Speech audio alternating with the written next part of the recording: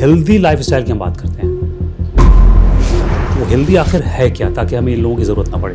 जिस वजह से एक इंसान के लास्ट पे ऑर्गन डैमेज हो जाते हैं, जिस वजह से डेथ होती है, वो बीमारियों से हम दूर रहें। इस एज में ये रेगुलर हेल्थ चेकअप जो है वो कराना मस्ट है। फिनोटाइपिकली देखने में काफ़ी ओबीज हो गए हैं, आपका वज़न बढ़ रहा है, चाइल्डहुड 10, 12 साल से भी चेकअप करना बहुत ज़रूरी है। तो क्या वाकई डायबिटीज़ रिवर्सल पॉसिबल है? Early detection, early treatment, that is the key to the management of diabetes. कि आपने नमक ज़्यादा नहीं खाना है, और नमक तो एक ऐसी चीज़ है जो लोग समझते हैं कि सिर्फ जो वाइट नमक है वही है, लेकिन जो खाने में ऑलरेडी डला होता है उसको काउंट ही नहीं करते। जैसे मैं एक कॉमन एग्जांपल सबको देता हूँ, डेली ब्रेड खा रहे हैं, डेली सैन पापे रस्क। लिवर में अगर कोई भी दिक्कत हो रही है, क्या सिग्नल देता है हमें? बस अगर आपका फैटी लिवर अल्ट्रासाउंड पे आ गया तो इसका मतलब आप एक लाइफस्टाइल डिसऑर्डर्स का शिकार होना शुरू हो गए हैं। अगर क्या वैक्सीन और ये हार्ट अटैक की जो केसेस बढ़े, इन दोनों का कनेक्शन है? कि Covid vaccine is not a cause of heart attack. Heart attack उन्हीं लोगों को हुआ जिन लोगों को हार्ट अटैक होने के रिस्क होता है। और जो 4 खतरे आप बता रहे हैं, दे आर नॉट डायबिटिक, मतलब नहीं थे वो, हाइपरटेंशन नहीं था, कोलेस्ट्रॉल ठीक था उनका, बावजूद इसके यंगस्टर्स में आजकल हार्ट अटैक के बहुत केसेस आ रहे हैं। एक मेडिसिन मेरे ख्याल में कि वो आई तो थी डायबिटीज़ के लिए, मगर उसने बहुत सारी बीमारियों को अपने दायरे में ले लिया। सुना कि वो कोई मैजिकल ड्रग है, क्या है ये? लोग बड़े क्यूरियस होते हैं उस मेडिसिन का नाम लेने। ये सिर्फ और सिर्फ डॉक्टर ही डिसाइड कर सकता है कि क्या आपको ये दवाई की ज़रूरत है या नहीं है। अच्छा, एक बहुत कॉमन सिम्टम है आजकल हिंदुस्तान में, वो है IBS। एवरी सेकेंड पर्सन उसकी शिकायत ये कि IBS है, IBS है, IBS है। बट जो मोबाइल का इस्तेमाल करते हैं वॉशरूम में, ये भी एक रीज़न है। मुझे बताइएगा, आज मैं जब घर जाऊं अपने किचन से क्या निकाल के फेंक दूं मैं?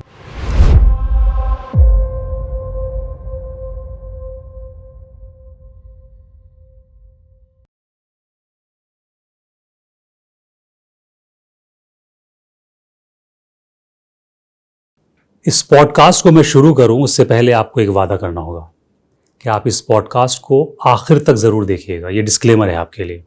और मैं क्यों कह रहा हूँ कि आपको आखिर तक देखना है, क्योंकि हमारी जो बॉडी है वो ये समझ लीजिए कि एक सिस्टम है, और इसमें जितने भी ऑर्गन्स हैं आप उसको ऐप की तरह समझिए।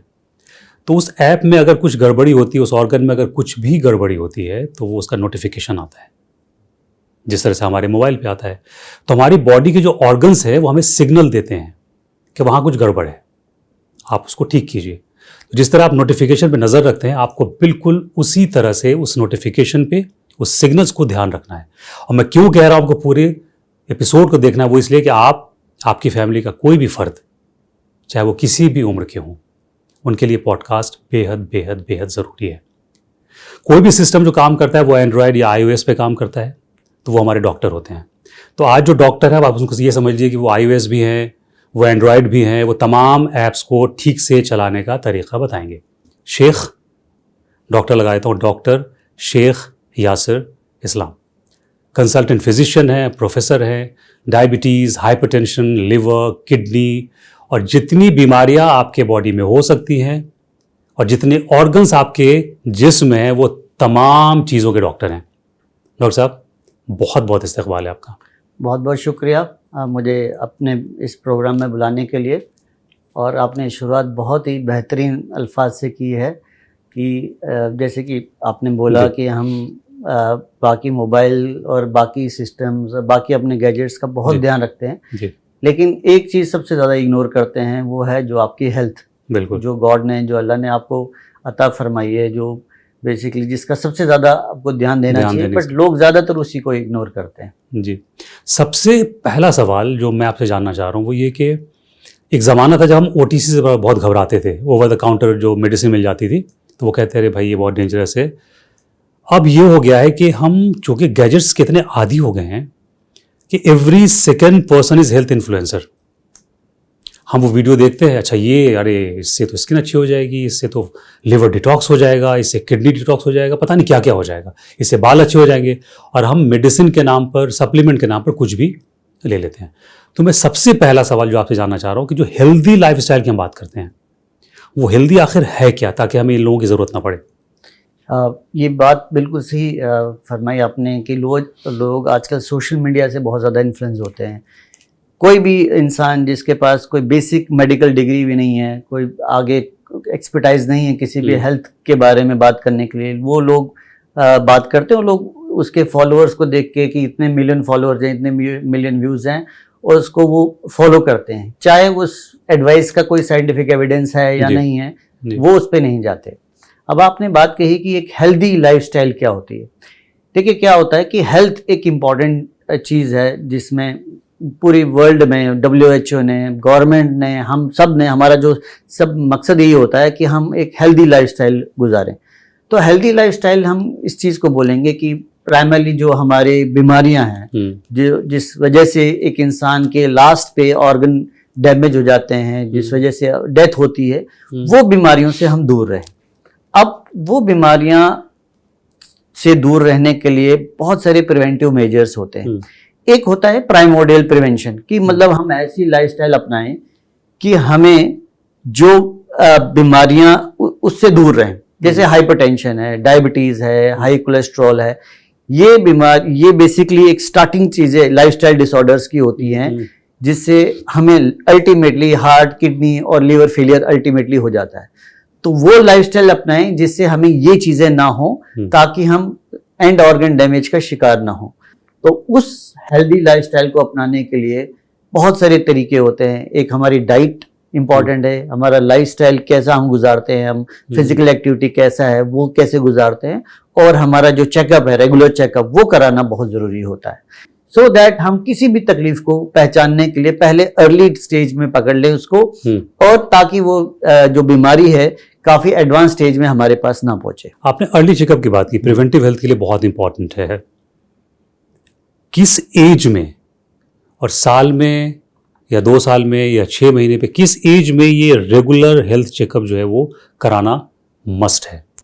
देखिए एक वक्त होता था जब हम बोलते थे कि एक 40s के बियॉन्ड अपना रेगुलर चेकअप कराइए, लेकिन जैसा जैसे लाइफस्टाइल बीमारियों की अगर हम बात करें, तो जैसे जैसे हमारे बच्चों में, अर्ली एडल्ट्स में लाइफस्टाइल डिसऑर्डर्स काफ़ी ज़्यादा पाए जा रहे हैं, ओबेसिटी बच्चों में पाई जा रही है, तो अर्ली हेल्थ चेकअप, जो रूटीन चेकअप जिसमें आपको शायद कोई सिम्टम्स भी ना हो, वो हम अर्ली लाइफ से ही स्टार्ट करते हैं। इनफैक्ट बच्चों में भी हम ये कहते हैं आप कोलेस्ट्रॉल चेक कराइए, और उसमें बट ब्लैंकेटली सब कुछ चेक नहीं कराना। एक हमें फैमिली हिस्ट्री बहुत इंपॉर्टेंट होती है कि फैमिली में कोई डिजीज तो नहीं है। अगर आपके फैमिली में अर्ली हार्ट डिजीजेज हैं, किडनी डिजीज है, डायबिटीज की हिस्ट्री है, तो आपका रेगुलर चेकअप अर्ली एज में होना चाहिए। या अगर आप फिनोटाइपिकली देखने में काफी ओबीज हो गए हैं, आपका वजन बढ़ रहा है, तो आपको अर्ली से मेरा मतलब चाइल्डहुड 10, 11, 12 साल से भी चेकअप करना बहुत जरूरी है। और कितने पे करना चाहिए? देखिए इसमें ऐसा कोई प्रोटोकॉल नहीं कि कितने देर में। अगर आपको ये लग रहा है कि आप फिजिकली फिट हैं, फिर भी आपका एक रेगुलर हेल्दी चेकअप, जो एनुअल चेकअप होता है, वो हम एनुअली चेकअप करने के लिए बोलते हैं। और एक डॉक्टर से खास तौर से, क्योंकि देखिए बच्चों में हम बिना कोई प्रॉब्लम के भी वैक्सीन लगाना चाहते हैं। वो वैक्सीन क्यों लगाते हैं? वैक्सीन इसलिए लगाते हैं ताकि इन्फेक्शन से रोका जाए। ये जो लाइफस्टाइल डिसऑर्डर्स होते हैं, ये कोई सिम्टम्स अर्ली स्टेजेस में इनका कोई सिम्टम्स नहीं होता। तो ये लाइफस्टाइल डिसऑर्डर्स ज्यादातर रूटीन चेकअप में ही हमें अंदाजा हो जाता है कि इस पेशेंट को हाइपरटेंशन है, डायबिटीज है, हाई कोलेस्ट्रॉल है कि नहीं, और रूटीन चेकअप एनुअली करना जरूरी है। आपने डायबिटीज की बात की। डायबिटीज इस वक्त पैंडेमिक है, खासतौर से अगर मैं सिर्फ इंडिया की बात करूं, लाइफस्टाइल डिजीज है। एक स्कैम चलता है आजकल through out social media, diabetes reversal. मैं सबसे पहले इसकी डिटेल बात करूंगा, लेकिन सबसे पहले मैं ये जानना चाहता हूँ कि अब वाकई डायबिटीज रिवर्सल पॉसिबल है? देखिए मैंने भी कई लोगों से सुना है, मेरे पास भी पेशेंट्स ऐसे आते हैं कि डॉक्टर साहब पहले तो इतना शुगर नॉर्मल होता था, अब इतने शुगर इतना होता है तो ये कहते हैं कि शुगर हो गया। ये फार्मा कंपनीज की चाल है ताकि वो अपनी दवाइयाँ बेचें। पहले तो हम ये समझ लें कि ये वैल्यूज कहाँ से आती हैं, ये कौन डिसाइड करता है कि इतना ब्लड शुगर है तो आपको डायबिटीज है और इतना है तो आपको नहीं है। पूरे वर्ल्ड ओवर एक स्टडीज चल रही होती है, मतलब जो हर हॉस्पिटल में, हर सेंटर्स में स्टडीज चल रही होती हैं। तो हम मान लेते हैं कि एक ऐसा मरीज 50 साल में इसको हार्ट अटैक हुआ, सपोज हमारे पास हार्ट अटैक करके आया, तो कुछ स्टडीज होती हैं देखने के लिए कि इसको इस उम्र में हार्ट अटैक क्यों हुआ। कुछ स्टडीज होती हैं जो साथ साथ चल रही होती है कि पॉपुलेशन की जिनका बीपी इतना है उनको 20 साल के बाद 10 साल के बाद क्या प्रॉब्लम होगी, उनका शुगर इतना है तो उनके 10 साल या 20 साल के बाद क्या प्रॉब्लम होगी। तो ये जितनी भी वैल्यूज डिसाइड होती हैं कि ये वैल्यू पे आपका डायबिटीज है वो बेसिकली क्यों होता है, ताकि हम उस वैल्यू से ये पता चल जाता है कि अगर ब्लड शुगर लेवल इस वैल्यू से ज्यादा है तो इस इंसान को आने वाले टाइम में हार्ट अटैक होने का खतरा है, किडनी फेलियर होने का खतरा है, आइज पे इफेक्ट होने का खतरा है, जो बेसिकली डायबिटीज की कॉम्प्लिकेशंस होती हैं। तो ये वैल्यूज चेंज हो सकती हैं, कोई फिक्स नहीं है। अभी लेस देन ब्लड जो 100 ब्लड शुगर फास्टिंग एक नॉर्मल मानते हैं हम, blood sugar fasting less than 100 normal है, और 100 to 125 प्री डायबिटीज वाली स्टेज में आता है। और डायबिटीज की अभी भी जो WHO डेफिनेशन है फास्टिंग मोर देन और इक्वल टू 126 मानते हैं। तो अगर हम डायबिटीज को अर्ली स्टेज में पकड़ लें, early stage means pre diabetes, तो उसमें हम अगर कुछ चेंजेस बताएं, लाइफस्टाइल चेंजेस, डाइट, एक्सरसाइज, तो शायद आप डायबिटीज वाली स्टेज में जाने से रुक सकते हैं। तो वो हम उसको कहते हैं कि रिमिशन में चला गया डायबिटीज। बट जब कोई पेशेंट हमारे पास ओवर डायबिटीज करके आता है, जिसको फ्रैंक डायबिटीज हो गया, बहुत हाई शुगर, जैसे 200-300 फास्टिंग की बात बता रहा हूं मैं, उसको रिवर्सल करना बहुत मुश्किल होता है। उनका रिमिशन हो सकता है? रिमिशन तब होगा अगर वो बहुत स्ट्रिक्ट डाइट कंट्रोल पे रहें, अपना वेट कम करें और रेगुलर चेकअप करते रहें। ये नहीं कि ये एक ऐसी बीमारी है जैसे टीबी का 6 महीने का कोर्स है तो ये हमने डिक्लेयर कर दिया अब आपको टीबी नहीं है। डायबिटीज में ऐसा नहीं है। अगर आपका शुगर डाइट प्लस एक्सरसाइज से कंट्रोल भी हो रहा है, फिर भी आपको रेगुलर चेकअप कराना है ताकि एक ऐसी स्टेज ना आए ताकि शुगर दोबारा वापस ना आए। तो रिमिशन तब होगा जब आप अर्ली स्टेजेस में करें। लेकिन अगर आप एडवांस स्टेज जिसमें शुगर बहुत ज्यादा हाई है, वो बिना मेडिसिन के कंट्रोल नहीं होता, उसमें साथ साथ मेडिसिन हमें देनी पड़ती है। डायबिटीज रिमिशन खत्म नहीं होता, बिकॉज जब किसी इंसान को ओवर डायबिटीज हो जाए तो उसका जो बीटा सेल फंक्शन होता है, पैनक्रियाज होते हैं जहां से इंसुलिन रिलीज होता है, वो काफी हद तक खत्म हो चुका होता है। जो बीटा सेल काम करना बंद हो जाते हैं, या अगर इंसुलिन है भी वो इंसुलिन काम नहीं करता है, तभी वो डायबिटीज वाली स्टेज में हमारे पास आया। इसीलिए अर्ली स्टेज में डायबिटीज को पकड़ना बहुत जरूरी है। अर्ली स्टेज में आप पकड़ने से ये फायदा होता है कि आप बिना मेडिसिन, ज्यादातर लोग क्यों डायबिटीज से भागना चाहते हैं कि हाँ जी हमें मेडिसिन नहीं खानी, क्यों मेडिसिन नहीं खानी, हाँ जी फिर हम आदी हो जाएंगे, ज्यादातर ये मिथ्स है लोगों के। तो उसके लिए जरूरी है कि आप उस स्टेज में आए या उस स्टेज में डायबिटीज को पकड़ें जहां हम उसको बिना मेडिसिन के भी कंट्रोल कर सकते हैं। वो है प्री डायबिटीज वाली स्टेज जो मैंने एक वैल्यू बताई थी। लेकिन अगर आपका ओवर डायबिटीज है और अगर आप डाइट, तो हमें नंबर 1 हमेशा डायबिटीज के लिए दोनों ही हाल में कंट्रोल रखना है आपको। हाँ, डाइट प्लस जो आपका फिजिकल एक्टिविटी है।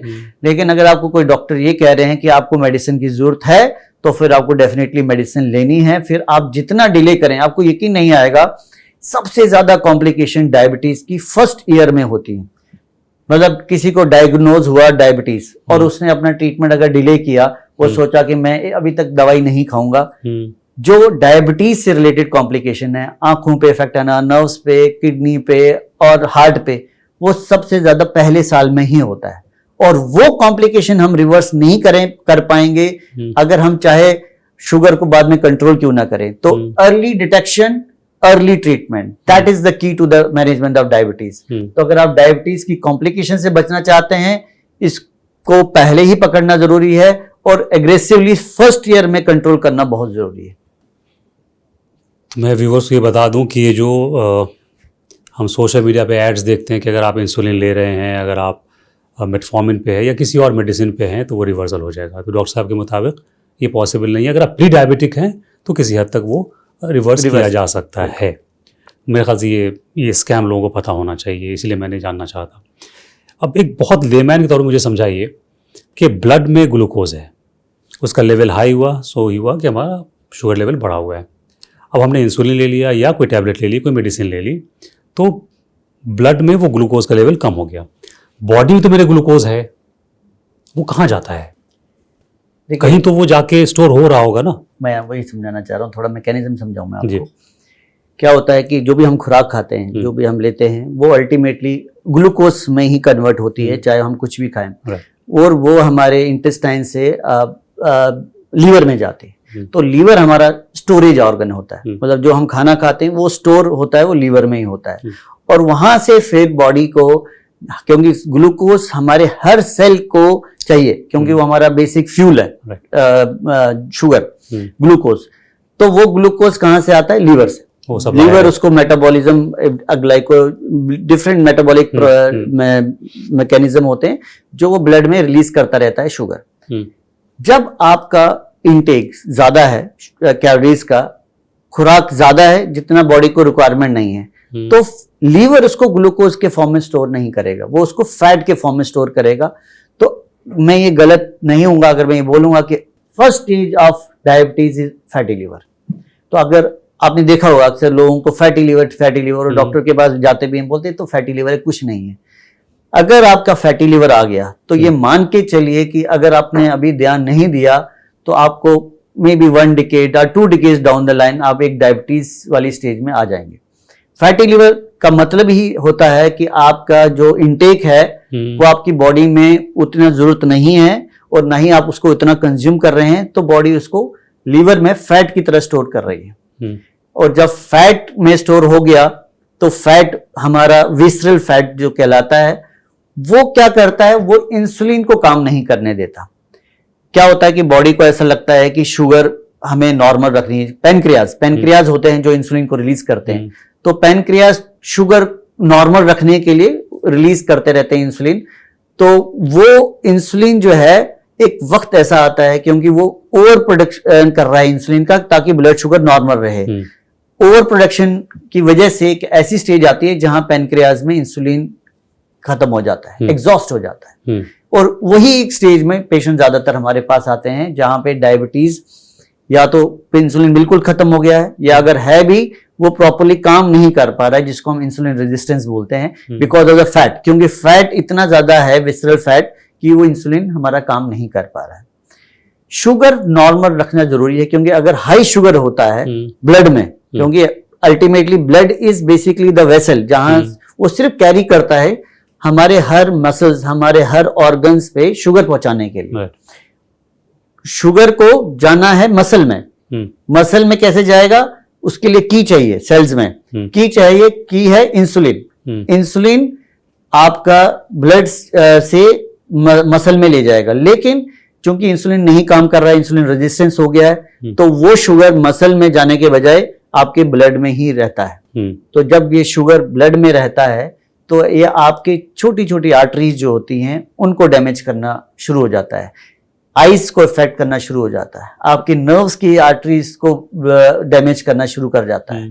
फिर इसका टारगेट किडनी रहती है, फिर हार्ट रहता है। तो ये ग्लूकोज जो प्रोडक्ट्स होते हैं, क्योंकि ग्लूकोज बाइंड कर जाता है प्रोटीन्स के साथ, जो हमारे ऑर्गन्स को डैमेज करना शुरू कर जाते हैं।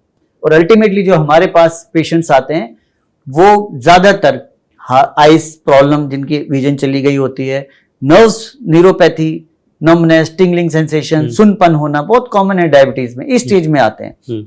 और कई पेशेंट तो ऐसे होते हैं कि जिनको फर्स्ट टाइम पता चलता है कि उनको किडनी फेलियर है, और फर्स्ट टाइम उनको ये पता चलता है कि उनको डायबिटीज था। कई पेशेंट ऐसे हैं जिनको हार्ट अटैक हो गया होता है और फर्स्ट टाइम पता चलता है कि उनको डायबिटीज था, उन्होंने कभी चेकअप नहीं कराया। और बहुत कॉमन सिनेरियो, ये मैं ऐसे नहीं आउट ऑफ से कि बहुत रेयरली होता है, मैं ये गलत हूँगा अगर ये बोलूंगा कि बहुत रेयर है। बहुत कॉमन ऐसे सिनेरियोज हैं कि हमारे पास पेशेंट एंड ऑर्गन डैमेज करके आया है और उसको फर्स्ट टाइम पता चल रहा है कि उसको डायबिटीज था, या हाइपरटेंशन था, या हाई कोलेस्ट्रॉल था, जो सबसे बड़े रीजंस होते हैं हमारे हार्ट अटैक के, किडनी फेलियर के, आइज डैमेज होने के और न्यूरोपैथी के। आपने अब सिग्नल्स की बात कर दी कि भाई पता नहीं चला और किडनी फेलियर हो गया। मैंने वहीं से शुरुआत की थी नोटिफिकेशन की, तो मैं 1 बाय 1 मैं ऑर्गन्स की बात करूंगा, डिजीज़ की बात करूंगा, और उसके कुछ बेसिक साइंस जो हम समझ सकते हैं, जिसको नज़रअंदाज नहीं करना चाहिए। आपने जो किडनी की बात कर ली है, किडनी के बारे में कहा था कि वो एक साइलेंट किलर है, वो अचानक से फेलियर हो गया, आपको पता चला, रीज़न जो भी हो। मुझे कुछ नोटिफिकेशन बताइए, सिम्टम्स बताइए, सिग्नल बताइए कि किडनी में कहीं कुछ इशू है and you have to be careful. पहले तो आप ये समझ लें कि किडनी के दुश्मन कौन है। क्योंकि जब आप ये समझ लें कि किडनी के दुश्मन है तभी आप किडनी का ध्यान पहले से ही रखना शुरू करेंगे। तो किडनी का नंबर 1 दुश्मन आपका हाई बीपी, ब्लड प्रेशर, क्योंकि अगर आपका हाइपरटेंशन है आपका किडनी फेलियर का चांस बढ़ जाता है। नंबर 2 डायबिटीज, अगर डायबिटीज है तो किडनी फेलियर का चांस बढ़ जाता है। स्मोकिंग भी किडनी फेलियर का एक रीजन होता है, और हाई कोलेस्ट्रॉल एक किडनी फेलियर का रीजन होता है। तो अगर आप हाइपरटेंसिव हैं, डायबिटिक हैं, स्मोकर हैं और अगर आपका हाई कोलेस्ट्रॉल है तो आपको कुछ चीजों का जरूर ध्यान रखना है कि आपको पहले से ही पता चले कि कहीं मेरी किडनी पे इफेक्ट तो नहीं हो रहा है। तो वो क्या सिम्टम है? देखिए, ज्यादातर किडनी के जो सिम्टम्स होते हैं बहुत एडवांस स्टेज में आना शुरू हो जाते हैं। तो अक्सर हम रूटीन ब्लड टेस्ट से या यूरिन के टेस्ट से पता कर लेते हैं कि ये किडनी पे इफेक्ट कर रही हैं कि नहीं कर रही हैं। हालांकि सिम्टम्स हैं जो पेशेंट ज्यादातर उसको इग्नोर कर देता है। तो वो क्या सिम्टम्स हैं?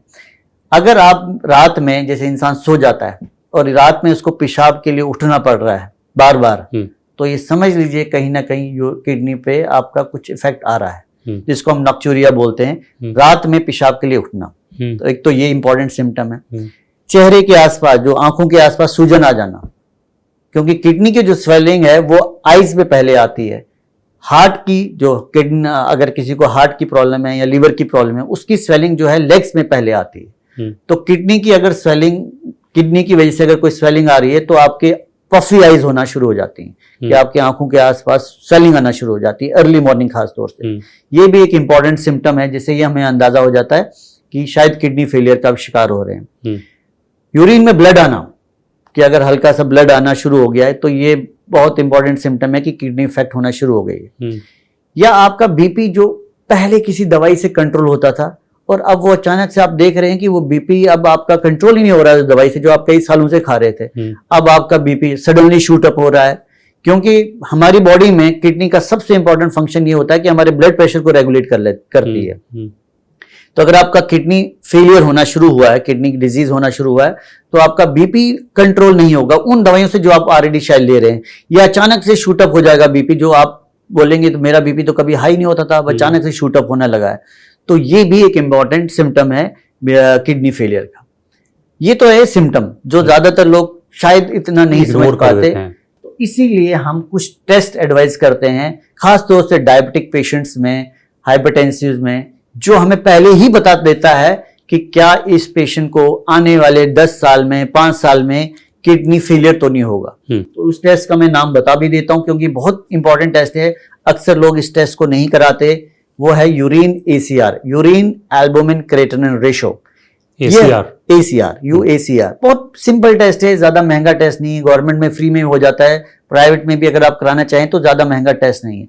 ये टेस्ट एक ऐसा टेस्ट है जो हमें तकरीबन 1 डिकेड पहले ही बता सकता है कि आगे आने वाले 10 साल में क्या आपकी किडनी फेलियर तो नहीं होगा।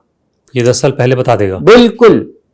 ये टेस्ट ऐसा टेस्ट है क्योंकि आप अंदाजा नहीं होता, लोग यूजुअली KFT टेस्ट कराते हैं, किडनी फंक्शन टेस्ट। ACR भी ब्लड टेस्ट है? ये यूरिन का टेस्ट। यूरिन का टेस्ट, ओके। KFT क्या होता है? यूरिन में यूरिया और क्रेटिनिन, जो एक किडनी फंक्शन का टेस्ट होता है। लेकिन जब क्रेटिनिन बढ़ता है वो काफी एडवांस स्टेज हो गई होती है किडनी फेलियर की। तो यूरिन ACR, जिसमें हमें ये पता चलता है कि यूरिन से कोई प्रोटीन लॉस तो नहीं हो रहा है, वो उसका टेस्ट है। अगर आपका यूरिन प्रोटीन निकालना शुरू कर रहा है, किडनी में यूरिन में प्रोटीन आना शुरू हो गया है, it is an early sign कि आपका डायबिटीज की वजह से किडनी फेलियर हो रहा है या आपका हाइपरटेंशन की वजह से किडनी फेलियर हो रहा है। तो एक यूरिन ACR जब भी आप कोई अपने टेस्ट रूटीनली कराएं, तो खास तौर से जो डायबिटिक पेशेंट्स हैं उनके लिए मैं एडवाइस करूंगा ये टेस्ट आप जरूर कराएं। और ये टेस्ट एनुअली हमेशा कराना चाहिए, 6 मंथली या एनुअली, जिससे ये हमें अंदाजा हो सकता है कि आपकी किडनी इफेक्ट हो रही है या नहीं हो रही है। बेशक आपका किडनी फंक्शन जो KFT टेस्ट होता है, यूरिया क्रिएटिनिन, हम लोग वही सुनते थे कि अगर आप जा रहे हैं एनुअल चेकअप के लिए, CBC करा लिया, LFT, KFT ये सब करा लिया, और KFT करा लिया, सब ठीक है तो मार्कर्स तो ठीक है। तो अक्सर लोग यही करते हैं क्योंकि वो ज्यादातर जब क्रिएटिनिन बढ़ना शुरू होता है तब सोचते हैं कि हाँ जी हमारी किडनी हो रही है। बट अर्ली स्टेज में किडनी को पकड़ना बहुत जरूरी है, क्योंकि यूरिन ACR टेस्ट है जिससे हमें ये पता चल सकता है कि क्या किडनी इफेक्ट आ रहा है कि नहीं आ रहा है। क्योंकि अगर हमने जल्दी पकड़ लिया तो कुछ ऐसी मेडिसिन हैं जिससे हम किडनी को फर्दर प्रोग्रेस होने से, किडनी फेलियर को डैमेज होने से रोक सकते हैं, मेडिसिन से कर सकते हैं। प्लस मेन चीज है कि जो आपके रिस्क फैक्टर हैं उनको कंट्रोल करना जरूरी है। क्या किडनी के लिए कुछ डाइट पे भी खास ध्यान रखना चाहिए, क्या न लें या किसकी मिकदार या वो बढ़ा दें हम, ऐसा भी कुछ है? जैसे मैंने अभी आपसे कहा था कि किडनी के जो दुश्मन हैं उनको कंट्रोल करना है। किडनी का दुश्मन hypertension, diabetes, smoking, high cholesterol.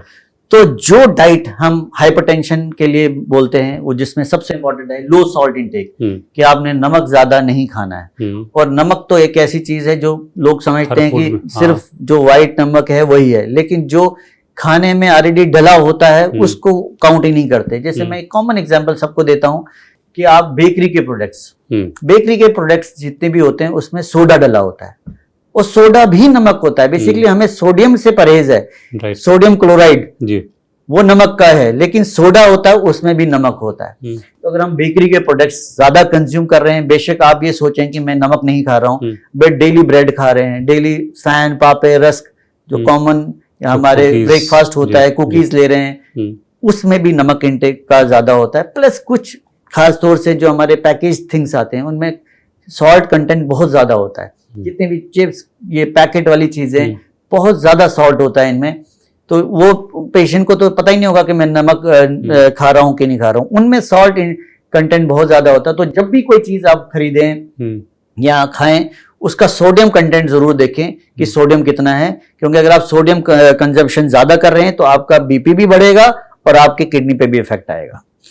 Number 2 दुश्मन, जैसे मैंने आपका कहा डायबिटीज। तो डायबिटीज को कंट्रोल रखना जरूरी है। हमारा मकसद क्या होता है, क्यों डायबिटीज को हम कंट्रोल करना चाहते हैं? मकसद ये है कि आपको आने वाले टाइम में डायलिसिस की जरूरत ना पड़े, आने वाले टाइम में स्टेंट डालने की जरूरत ना पड़े। तो वो क्यों होगा? जब आप डायबिटीज को स्टार्टिंग में ध्यान ना दें। तो डायबिटीज को कैसे कंट्रोल किया जाए? सबसे इंपॉर्टेंट है आपकी डाइट।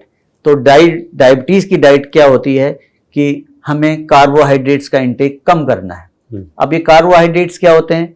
जो हमारा स्टेबल डाइट है जो इंडिया में, वो है रोटी चावल, उसका इंटेक हमें कम करना है। लोग क्या कहते हैं, सबसे पहले हाँ जी मैंने परहेज किए शुरू कर दिया, मैंने नॉनवेज बंद कर दिया। तो नॉनवेज आपका प्रोटीन होता है, प्रोटीन से आपका डायबिटीज पे उतना इफेक्ट नहीं होता जितना आपका कार्बोहाइड्रेट से होता है।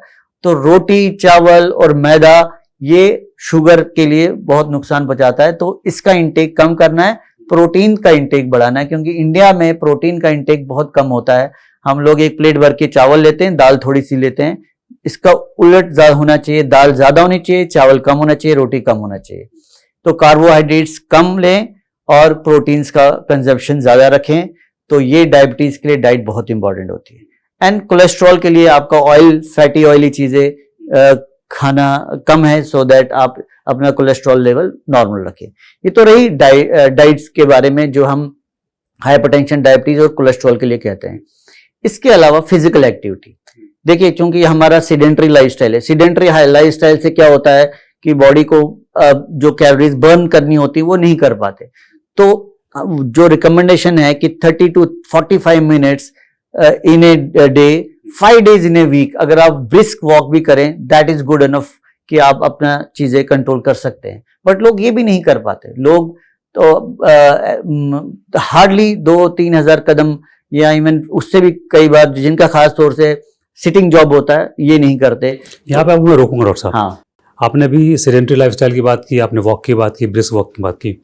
अब फिर से वहीं से मैं आता हूँ कि आजकल इन्फ्लुएंसर्स और बहुत सारे डॉक्टर्स वो कहते हैं कि अगर आप वॉक नहीं कर पा रहे हैं, अगर आपके पास इतना टाइम नहीं है या आप सेडेंटरी लाइफस्टाइल में हैं, तो आप अपने डिनर के बाद, लंच के बाद, ये क्या सॉलिस मसल बोलते हैं इसको, इसको आप रेज कीजिए 5 मिनट, आपका ब्लड शुगर डाउन हो जाएगा। देखिए क्या है ना, अगेन जो चीजें साइंटिफिकली प्रूवन है वो है 10 to 15 minutes walk after meal. ये साइंटिफिक नहीं है? ये भी है। देखिए अगर आप बिल्कुल नहीं चल पा रहे हैं, आप थोड़ा सा मूवमेंट करेंगे, बट जो बेनिफिट वॉक का है वो इसका नहीं है। बट ये काम करता है? मैं ये नहीं कहूंगा कि बहुत ज्यादा काम करेगा, हाँ थोड़ा देर करेंगे, लेकिन बेनिफिट पाया गया है जब आप वॉक करें, खास तौर से लंच और डिनर के बाद 10 से 15 मिनट भी वॉक करें, वो आपका शुगर के लिए बहुत बेनिफिट होता है उसका। तो आप ज्यादातर मील्स के बाद, खास तौर से डिनर और लंच के बाद वॉक आपके लिए डायबिटीज कंट्रोल के लिए बहुत जरूरी होता है। अच्छा, तो मुझे लगता था कि ये अगर जो लोग कर रहे होंगे नहीं, अब देखिए यही आप सोशल मीडिया की बात आ जाती है। लोग क्या सोचते हैं कि मैं ये कर लूं और कुछ ना करूं तो मेरा ठीक हो चीजें जाएगी। कंट्रोल हो जाएगी। हाँ। नहीं, ऐसा नहीं होता है। ये एक मल्टी प्रोंग स्ट्रेटजी Everything होती है, is आपका diet interrelated. Plus physical activity plus medicine. कोई ये बोले कि मैं सिर्फ डाइट से ही कंट्रोल कर लूं, सिर्फ वॉक से ही करूं और दवा ना खाऊं, वो भी नुकसान पहुंचाता है। हमारे पेशेंट ज्यादातर क्या होता है, दवाइयों से भागते हैं। क्यों भागते हैं? कि उन्होंने किसी ने सुना कि ये दवाइयां नुकसान पहुंचाती हैं, ये दवाई किडनी पे इफेक्ट करती है, बल्कि इसके अपोजिट होता है। दवाई अगर हम कोई डॉक्टर प्रिस्क्राइब करे, वो तभी देगा जब उसको लगेगा कि इस दवाई से इस इंसान के गुर्दे पे जो डायबिटीज की वजह से इफेक्ट आना है वो नहीं आएगा, बल्कि ये दवाई प्रोटेक्टिव होगी इसकी किडनी के लिए, ये दवाई प्रोटेक्टिव होगी इसके हार्ट के लिए, तभी वो डॉक्टर उसको दवाई देगा। और डॉक्टर से मेरा मतलब क्वालिफाइड डॉक्टर एलोपैथिक जिसने एमबीबीएस एमडी डिग्री हासिल की है, मैं उन डॉक्टर्स की बात कर रहा हूँ। आजकल हर कोई डॉक्टर आजकल लगाता है, उसकी बेसिक डिग्री भी नहीं हमें पता होती है कि वो है, तो लोग उसकी एडवाइस भी सुन लेते हैं जो एडवाइजेबल नहीं है। किडनी की बात हम कर रहे हैं, प्रोटीन की बात हम कर रहे हैं। यंगस्टर्स में आजकल एक जुनून है मसल्स बिल्डिंग, बॉडी बिल्डिंग, फिर वो प्रोटीन शेक्स पे जाते हैं, चाहे वो वे प्रोटीन हो या किसी भी तरीके का प्रोटीन हो। कुछ प्रोटीन्स ऐसे हैं, खासकर जो यंगस्टर्स यूज़ करते हैं, उसमें स्टेरॉइड्स भी होते हैं। तो ये जो मार्केट में अवेलेबल हैं प्रोटीन्स जो यंगस्टर्स ले रहे हैं, सुनने में ये आता है कि उसका किडनी पे सीधा सीधा असर होता है। जी बिल्कुल, क्योंकि देखिए क्या है, ज़्यादातर ये लोग इन्फ्लुएंस होते हैं, जो यंगस्टर्स की बात कर रहे हैं, जो आपके जहाँ पे भी वो ट्रेनिंग कर रहे हैं, वो ट्रेनर से या जिम में जो मार्केटिंग कर रहे हैं, तो जो भी प्रोटीन्स लेते हैं, ऑल्दो स्ट्रिक्टली स्पीकिंग अगर आपकी डाइट में एडुकेट प्रोटीन है, आप अंडे खा रहे हैं, आप चिकन खा रहे हैं, आप फिश खा रहे हैं, पल्सेस ले रहे हैं, सोयाबीन ले रहे हैं, तो आपको एक्स्ट्रा प्रोटीन लेने की जरूरत नहीं है। लेकिन खास तौर से जो अगर आपको मसल बिल्डिंग में है तो आप सप्लीमेंट ले सकते हैं, लेकिन उसमें एक ऑथेंटिक प्रोटीन सप्लीमेंट लेना बहुत जरूरी है। आप किसी भी ऑनलाइन दुकान से या ऑनलाइन वेबसाइट से कोई भी प्रोटीन उठा लें जिसका इंग्रेडिएंट्स आपको पता नहीं है, और उसमें अगर आप बाकी और चीजें ऐड ऑन कर लें तो दैट कुड बी हार्मफुल। तो इट्स बेटर कि आप किसी डॉक्टर से ही रिकमेंडेशन लें कि हम कौन सा प्रोटीन लें और कितनी क्वांटिटी में लें, सो दैट लॉन्ग टर्म के लिए वो आपको नुकसान ना पहुंचे। ठीक है, किडनी की बात हो गया, बात है लिवर पे। लिवर में अगर कोई भी दिक्कत हो रही है, क्या सिग्नल देता है हमें? देखिए, लीवर जो है ना हमारा, ये बहुत इंपॉर्टेंट ऑर्गन होता है। लीवर एक हमारा स्टोरेज ऑर्गन है। हमारा जो भी हम खाते हैं और हमें एक्स्ट्रा हम उसको, वो लीवर में स्टोर होता है। अब लीवर के एक तो हम जो लाइफस्टाइल डिसऑर्डर्स की बात कर रहे हैं, डायबिटीज, फैटी लीवर एक अर्ली स्टेज होती है। तो फैटी लीवर का खास तौर से कोई सिम्टम नहीं होता। अक्सर लोग एक पेन एब्डोमेन करके आते हैं और अल्ट्रासाउंड में फैटी लीवर आ गया तो बोलते हैं शायद फैटी लीवर का दर्द है। फैटी लीवर का कोई सिम्टम नहीं होता है। फैटी लीवर एक अल्ट्रासोनिक फाइंडिंग है, तो अल्ट्रासाउंड में आ जाता है कि आपका फैटी लीवर है, बट उसका पर से कोई सिम्टम नहीं होता है। लेकिन उसको इग्नोर भी नहीं कर सकते, बिकॉज अगर आपका फैटी लीवर अल्ट्रासाउंड पे आ गया तो इसका मतलब आप एक लाइफस्टाइल डिसऑर्डर्स का शिकार होना शुरू हो गए हैं। और अगर इसको आप अर्ली स्टेज में नहीं पकड़ेंगे, नहीं कंट्रोल करेंगे, तो आप डायबिटीज, हाइपरटेंशन, हाई कोलेस्ट्रॉल का शिकार हो जाएंगे। तो पहले तो सिम्टम नहीं होते फैटी लीवर के, अल्ट्रासाउंड में ही लोग हमारे पास आते हैं कि फैटी लीवर आया। अब लीवर के पर से जो सिम्टम है, कि सबसे कॉमन सिम्टम जो लीवर प्रॉब्लम्स का होता है वो फटीग, थकान। कोई भी पेशेंट या इंसान जिसको अनएक्सप्लेन फटीग हो रहा है, थकान हो रही है, कि उसको कुछ करने की हिम्मत नहीं हो रही है, जल्दी थक रहा है, तो हमेशा अपना लीवर फंक्शन चेक कराएं। लेकिन अगेन उसके लिए जरूरी है, हर इंसान को थकान होती है, थकान के कई सारे कारण होते हैं। तो क्या हर इंसान को लीवर फंक्शन चेक कराना चाहिए? देखिए, एज ए रूटीन तो आप liver function, kidney function yearly करा सकते हैं। खास तौर से उन लोगों के लिए मैं बात करूंगा जो अल्कोहल कंज्यूम करते हैं, क्योंकि एक part from diabetes, fatty liver, alcohol एक बहुत कॉमन फैक्टर है जो लीवर पे इफेक्ट करता है। हमारे हॉस्पिटल्स में, वार्ड्स में, ओपीडी में बहुत कॉमन पेशेंट्स ऐसे आते हैं जो अल्कोहल की वजह से अपना लीवर डैमेज करके एडवांस स्टेज में, लास्ट स्टेज में, सिरोसिस में ग्रेडिंग होती है, हमारे पास आते हैं। तो अगर आपका अल्कोहल कंजम्पशन है, चाहे वो ओकेजनली क्यों ना हो, चाहे वो पार्टीज में क्यों ना हो, आपको लीवर फंक्शंस पे ध्यान देना बहुत जरूरी है। एक टाइम होता था जहां बोलते थे कि एक अल्कोहल एक पर्टिकुलर अमाउंट में ही इतने सालों के बाद ही डैमेज करता है। ये सब खत्म हो चुका है, क्योंकि हमारे पास 32 साल का लड़का आता है, जो कॉमन सिनेरियोज बता रहा हूं मैं, पेट में पानी लेके, पूरा पेट फूला हुआ है, खून की उल्टी आ रही है उसको, और उसके घर वाले पूछते हैं हमसे, हाँ जी ये इसको क्या हो गया? हम बोलते हैं इसका लीवर डैमेज हो गया है, सिरोसिस हो गया है। 32 साल का बहुत कॉमन सिनेरियो, अगेन मैं बार बार इसलिए कह रहा हूं। तो वो शुरुआत कैसे होती है? शुरुआत होती है जब वो 11th-12th में था, उसके फ्रेंड्स ने उसको बोला कि कुछ नहीं होता, एक ड्रिंक से कुछ नहीं होता। पार्टी में उसने ड्रिंक करना शुरू कर दिया, तो जो एक चेन बनता है 11th-12th में ओकेजनली, फिर कॉलेज में frequent parties, weekends, night outs, फिर वो कंजम्पशन और ज्यादा होता है, और अल्टीमेटली वो पेशेंट टोटली डिपेंडेंट हो जाता है, बिकॉज ये धीरे धीरे बढ़ता है, क्योंकि एडिक्शन होता है, अल्कोहल का एक एडिक्शन होता है। तो इंसान उस क्वांटिटी पे कभी नहीं रहता, वो हमेशा क्वांटिटी और फ्रीक्वेंसी बढ़ाता है, और एक एडवांस स्टेज में, यंग एज में ही अपना लीवर खराब करके आता है।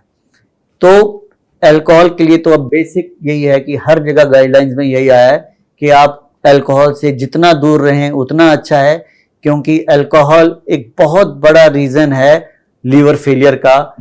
अपार्ट फ्रॉम जो फैटी लीवर है, अल्कोहल बहुत बड़ा रीजन। अब अल्कोहलिक फैटी लीवर कैसे पता चले कि अल्कोहलिक हेपेटाइटिस है या अल्कोहलिक लीवर डिजीज है कि नहीं है? आंखों में पीलापन आना, थकान, जैसे मैंने अभी पहले एक सिम्टम बताया था। अगर आपकी आंखों में पीलापन आ रहा है और यूरिन में थोड़ा सा पीलापन आ रहा है, ऑल्दो यूरिन में पीलापन आना एक कॉमन और सिनेरियो होता है अगर आप पानी इंटेक कम रखेंगे, लेकिन अगर आपके आंखों में पीलापन आ रहा है, थकान हो रही है, तो आप खास तौर से जो अल्कोहल कंज्यूम करते हैं उनको अपना लीवर फंक्शन जरूर चेकअप कराना चाहिए, डॉक्टर को जरूर दिखाना चाहिए।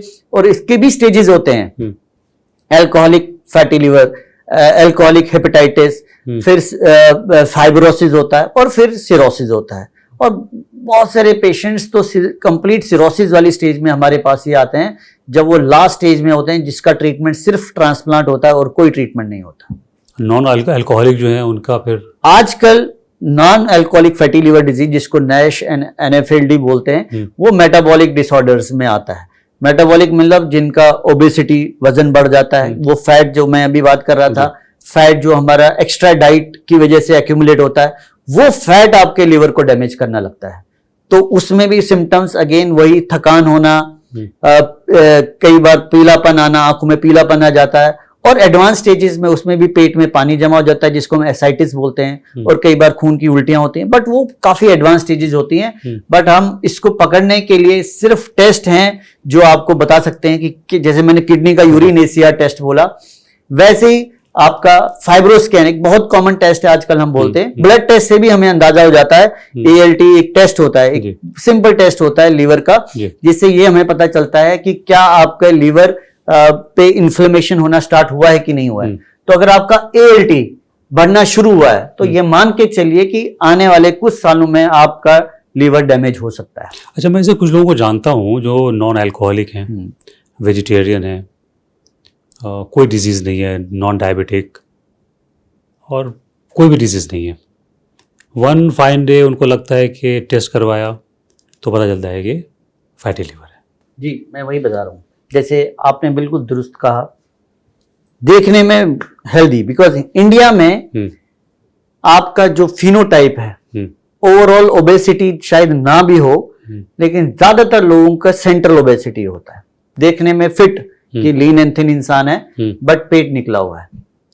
इसको बोलते हैं इंडियन फिनोटाइप, जहां पे आपका लिम्स उतने मोटे नहीं है, बट पेट हल्का निकला हुआ है। तो उसको लगता है कि मैं तो फिट हूं, मुझे कोई प्रॉब्लम नहीं है, लेकिन जब अल्ट्रासाउंड कराएंगे तो उनके फैटी लिवर आता है। तो ये सेंट्रल ओबेसिटी, विसरल ओबेसिटी, जो पेट का निकलना, ये ज्यादा खतरनाक है as compare to overall obesity.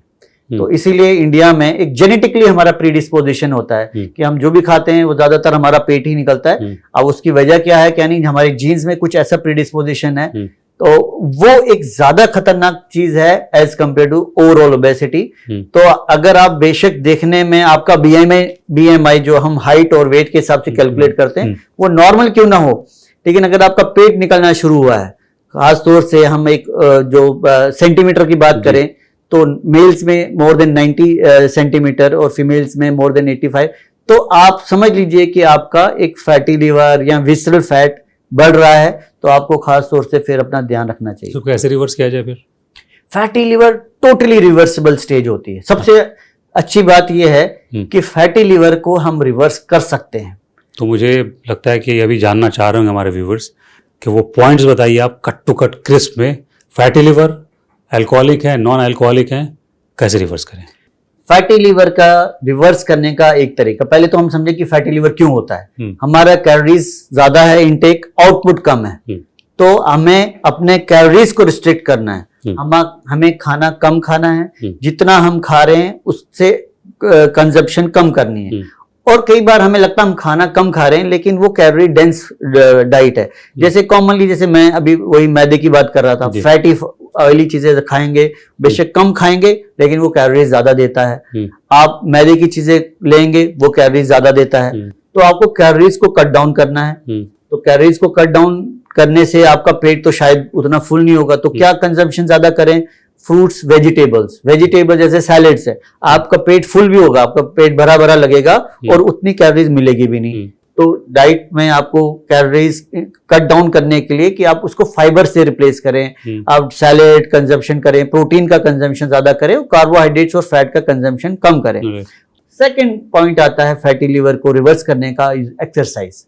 Exercise एक बहुत इंपॉर्टेंट फैक्टर होता है जहां पे आपके कैलोरीज जो फैट में डिपॉजिट हो गए वो कंज्यूम हो जाते हैं। तो आप चाहे जिम ना भी जाएं, बट अगर आप वॉक ही कर रहे हैं या इवन वॉक भी नहीं कर पा रहे हैं, आप इंडोर हैं, आप नहीं जा पा रहे हैं, आप घर पे भी एक्सरसाइज कर सकते हैं। आपको जिम जाने की जरूरत ही नहीं है।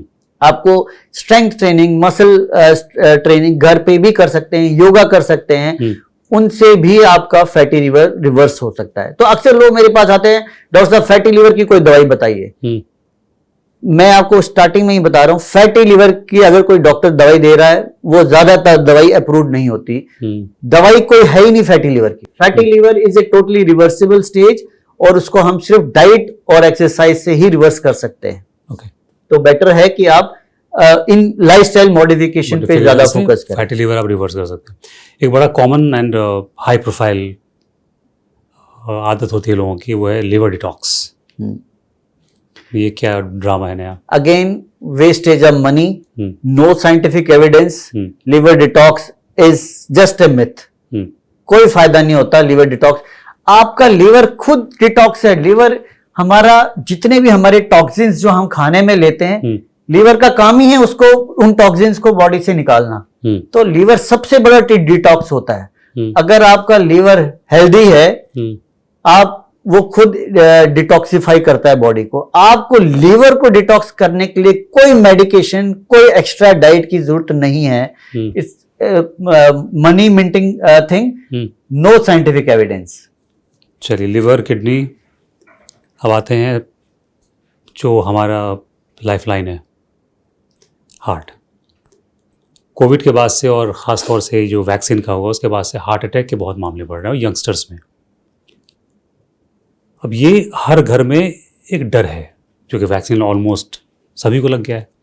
लोगों के अंदर ये वहम आ गया है, अब डर आ गया है कि हमने वैक्सीन लिया हुआ है तो कहीं हम भी उस खतरे में तो नहीं है। पहली बात तो ये, क्या वैक्सीन और ये हार्ट अटैक की जो केसेस बढ़े, इन दोनों का कनेक्शन है? पहले मैं ये जानना चाहूँगा, और फिर ये जानना चाहूँगा कि क्या हार्ट हमको नोटिफिकेशन भेजता है, सिग्नल देता है क्या? देखिए, ये पॉइंट मैं बिल्कुल 100% श्योरिटी और विद साइंटिफिक एविडेंस के बेसिस पे बता रहा हूँ कि Covid vaccine is not a cause of heart attack. Okay, उसकी वजह से हार्ट अटैक नहीं हुआ। हार्ट अटैक उन्हीं लोगों को हुआ जिन लोगों को हार्ट अटैक होने के रिस्क होता है। वो कौन लोग होते हैं? वो हाइपरटेंसिव होते हैं, जिनका हाई शुगर रहता है, जो हाई स्मोकिंग करते हैं, जिनका हाई कोलेस्ट्रॉल रहता है। 4 मेजर रिस्क फैक्टर होते हैं हार्ट अटैक होने के। वो कोविड से पहले भी होते थे, कोविड के बाद आज भी वही रिस्क फैक्टर्स हैं जो हमारे हार्ट अटैक के रीजन बनता है। वैक्सीन करोड़ों लोगों को लगा है। अब उन लोगों में से जिनका हाई कोलेस्ट्रॉल रहा होगा या हाइपरटेंशन रहा होगा, उनकी डेथ अगर हुई है, और वो यंग पेशेंट्स में भी होती है, और ये एक मिथ है कि जब आप 60-70 साल के होंगे तो तभी हार्ट अटैक होगा, ऐसा नहीं है। यंग हार्ट अटैक्स हम पहले भी देखते थे और अब भी देखते हैं, और उनके रिस्क क्योंकि पता नहीं होता, देखने में बिल्कुल फिट जिम जाने वाला इंसान, बट हमें उसका कोलेस्ट्रॉल लेवल नहीं पता है, क्योंकि कोलेस्ट्रॉल का कोई सिम्टम नहीं होता जब तक हम ये ना देखें ब्लड में कि उसका कोलेस्ट्रॉल कितना है। तो हाई कोलेस्ट्रॉल एक बहुत बड़ा रिस्क होता है हार्ट अटैक होने का। तो आपको लगता है कि शायद ये बॉडी बिल्डर है, ये है, लेकिन इसका कोलेस्ट्रॉल लेवल किसी को नहीं पता है। इसीलिए रिसेंट जो अमेरिकन डायबिटिक एसोसिएशन या अमेरिकन हार्ट एसोसिएशन की गाइडलाइंस आई हैं, उसमें ये मैंडेटरी कर दिया गया है कि once in a life time आपको कोलेस्ट्रॉल, खासतौर से एक जेनेटिक आपका कोलेस्ट्रॉल होता है जो जेनेटिक जीन्स की वजह से होता है, जिसको हम लाइपोप्रोटीन लिटिल ए बोलते हैं, उसका टेस्ट लाइफ में एक बार करना बहुत जरूरी होता है। किस एज में करना चाहिए? वो बचपन से लाइफ में एक बार करना जरूरी होता है, क्योंकि अगर वो है, उसका भी कोई सिम्टम नहीं है, वो आपके जीन्स में है कि आपका वो बैड कोलेस्ट्रॉल में ही आता है, लाइपोप्रोटीन लिटिल ए, एलपीए, वो आप ब्लड टेस्ट के बिना पता कर ही नहीं सकते, उसका कोई सिम्टम ही नहीं होता।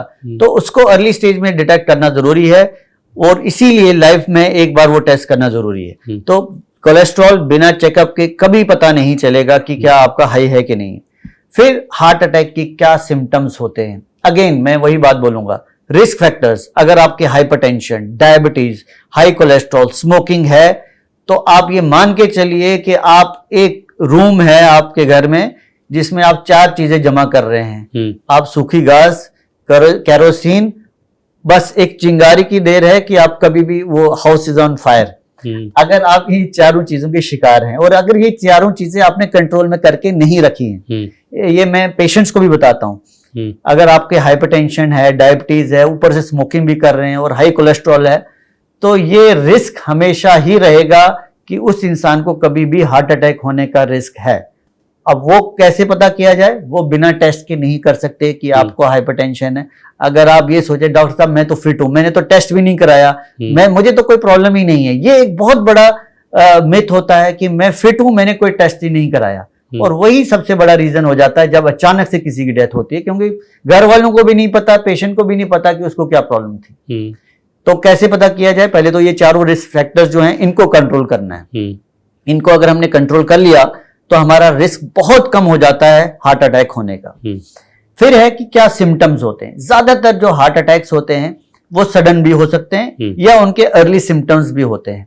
अर्ली सिम्टम्स में आपका अगर चेस्ट पेन हो रहा है, जिसको हम एंजाइना बोलते हैं, और अगर आपको थकान हो रही है या सांस फूल रही है, चलने में जल्दी थक जाते हैं, सांस फूल रही है, चेस्ट पेन हो रही है, तो आपको शायद एंजाइना, और खासतौर से अगर इन 4 रिस्क फैक्टर्स के शिकार हैं आप, तो आपको डेफिनेटली अपना चेकअप कराना चाहिए, एक क्वालिफाइड डॉक्टर को दिखाना चाहिए, ताकि वो पहले ही पता कर सके कि आपके जो हार्ट की आर्टरीज हैं वो हेल्दी हैं या नहीं है। अच्छा, ये हार्ट की बात है। आपकी बात को खैर मैं काट नहीं रहा हूँ, क्योंकि आपने कहा है कि अगर कोविड वैक्सीन का और हार्ट अटैक का कोई कनेक्शन नहीं है। अभी हालांकि इस पर बहुत डिबेट हो रही है, बहुत सारी एजेंसीज़ हैं इंडिया में, बाहर भी बहुत सारे वैक्सीन पे इनफैक्ट काम कर रहे हैं कि इसमें कहीं ब्लड थिकनेस वगैरह कुछ मसला तो नहीं है, बहरहाल।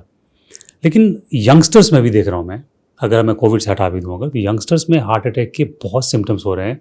और जो 4 खतरे आप बता रहे हैं, दे आर नॉट डायबिटिक, मतलब नहीं थे वो, हाइपरटेंशन नहीं था, कोलेस्ट्रॉल ठीक था उनका, बावजूद इसके यंगस्टर्स में आजकल हार्ट अटैक के बहुत केसेस आ रहे हैं।